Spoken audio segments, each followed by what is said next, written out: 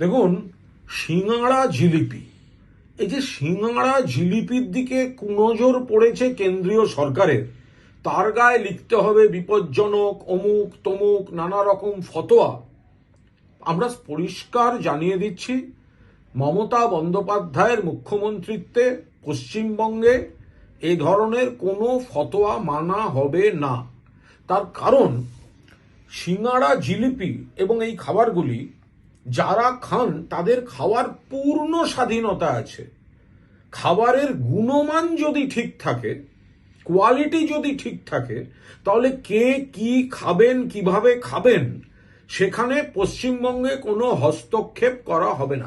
সাধারণ মানুষের খাবার, আম জনতার খাবার, সিঙাড়া জিলিপি আরো যে সমস্ত তালিকায় যারা দিয়েছেন তাদের উপর ওই সিগারেটের মতো লিখতে হবে। আরে সিঙাড়া যেভাবে খাওয়া হয়, জিলিপি যেভাবে ভাজা হয়, গায়ে স্টিকার লিখে, এসব হচ্ছেটা কি?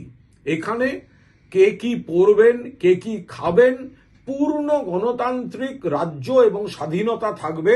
ফলে এই সিঙাড়া জিলিপি নিয়ে যে ধরনের এই ফতোয়া যেগুলো দিচ্ছে কেন্দ্র, মানা হবে না। সিগারেটের বিষয়টা আলাদা, সেটা স্বাস্থ্যের পক্ষে ক্ষতিকর, কিন্তু সিঙাড়া জিলিপি বা খাদ্য বস্তু নিয়ে যদি কিছু হয়, সেখানে গুণমান ঠিক থাকলে যার যা ইচ্ছে খাবেন।